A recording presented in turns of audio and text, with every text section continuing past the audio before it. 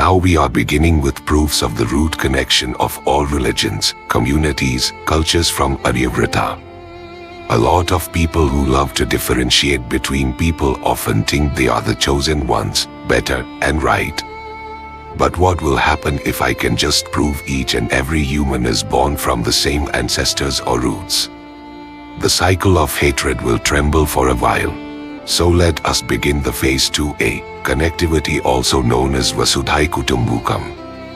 We will divide the world population on the basis of 7 continents: Europe, Asia, North America, South America, Australia, Africa.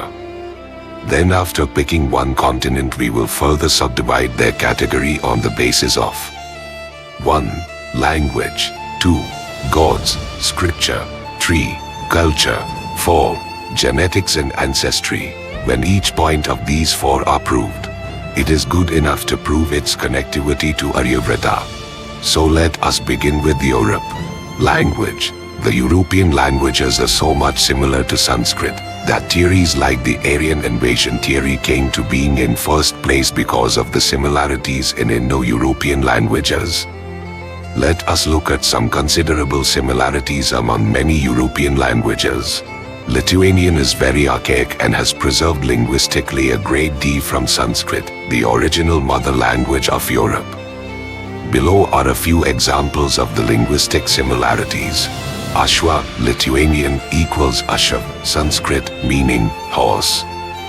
Devas, Lithuanian equals Devas, Sanskrit meaning gods, the shining ones.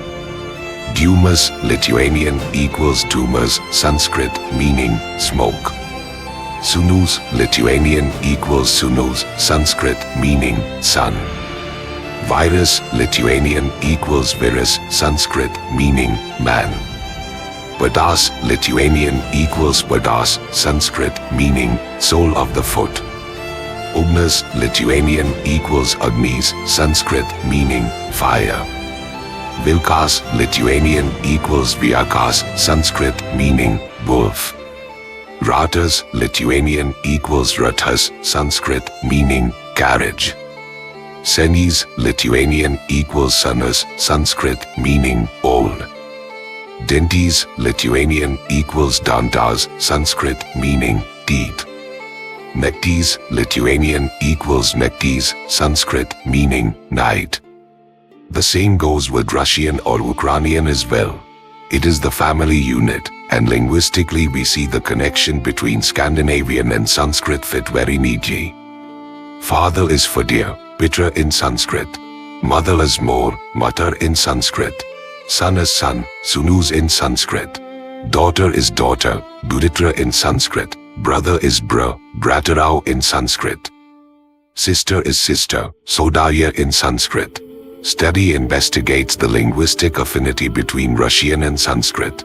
The research probes shared cognates and their implications, focusing on historical and cultural interactions between these languages. Basic cognate words shared between modern Russian and Sanskrit highlight enduring linguistic connections, including inflectional systems, numeral systems, flexible word order, and limited use of auxiliary verbs. Baltic languages passed through a Proto-Balto-Slavic stage, from which Baltic languages retain numerous exclusive and non-exclusive lexical, morphological, phonological and accentual isoglosses in common with the Slavic languages, which represent their closest living Indo-European relatives. The Sanskrit for father, Peter, for instance, has remarkable phonetic relations across European languages. It is Peter in Greek and Latin, Padre in Spanish, Per in French, and Vader in German. Romani is a rich family of languages with an Indo-Aryan root. Romani is the only Indo-Aryan language that has been spoken exclusively in Europe since the Middle Ages and whose vocabulary and grammar are related to Sanskrit. The reason why European languages and Sanskrit have so similar. The Great Indo-European Migration is a fake theory created by winner historians to cover up this connection. What would the world think if they knew that the winners of this world were descendants of a third world country? So the theory says. In the middle of the 19th century, linguistic scholarship entered a new phase wherein the Indo-European languages were assumed to be derived from a common ancestral language called Proto-Indo-European Pi. The Pi was a theoretical construct, and we still do not know what this language was like or who precisely were its speakers. With the advancement of linguistics and archaeology, by the middle of the 20th century, some theories were put forward to explain the spread of the Indo-European languages. First is the Kurgan hypothesis, formulated in the 1950s by a Lithuanian-American archaeologist, Marija Gimbutas.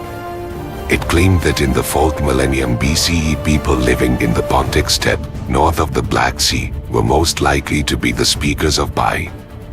Even though other theories have emerged that have suggested the homeland of the Proto-Indo-European speakers in Armenian highlands and in Asia Minor. Scholars have largely refuted these claims, and the Pontic steppe continues to be the most widely accepted region from where the source of Sanskrit and European languages emerged. While studying this theory, you may come to realize that they do not have a single proof of evidence which can dictate this migration. So, at the end, it is very much clear. In every European language there are many similar words with Sanskrit undisputed. So there is not much of a big deal to prove. Now comes the main part, which is proving the fact that the culture, the gods of Europe originated from Ayurveda. Since today's Europe has failed to resist the Kaliyugic effects. But if we go back in time, it is very clear that entire of Europe was a part of Ayurveda, and after Kaliyuga beginning, gradually its culture became more Malaysia, which means slowly being corrupted and fading the Arya core in society. The majority of you already have an image of Europe, and it does not resemble what Vedic does in any way, right? Let us start breaking our myths. Coming to the Baltic regions, the Romuva religion shares similarities with Hinduism. For example, in Lithuanian, the word dana means harmony and coherence, and for Lithuanian pagans, that is a religious tenet as well, the balance of the world. It also superficially resembles the word dharma, Hinduism's cosmic order. The Vedic people of Lithuania. If you were to travel to Lithuania, you might encounter some traditional houses adorned with the motif of two horse heads. You might take this as a simple design, but it is in fact a small clue to Lithuania's deep and ancient Vedic past. Traditionally, the Vedic peoples of Lithuania worship the Isrianiai, the divine horse twins, related to the goddess Usinnis. They are said to pull the sun chariot through the sky.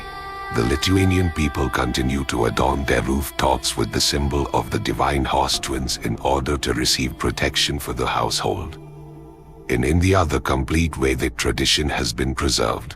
There the divine horse twins are known as the Ashwins, the children of the sun god Surya, who are summoned by the goddess Usha's morning dawn and appear as the morning and evening sunlight. They are often known as Nasitya, kind, helpful, and Disra, enlightened giving.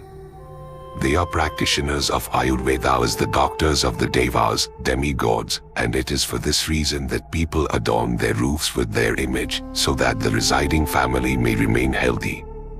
They are most notable for granting the divine twins of King Pandu, Nakula and Sahadev, who along with Yudhishthira, Bhima, and Arjuna made up the Pandavas of the Mahabharata.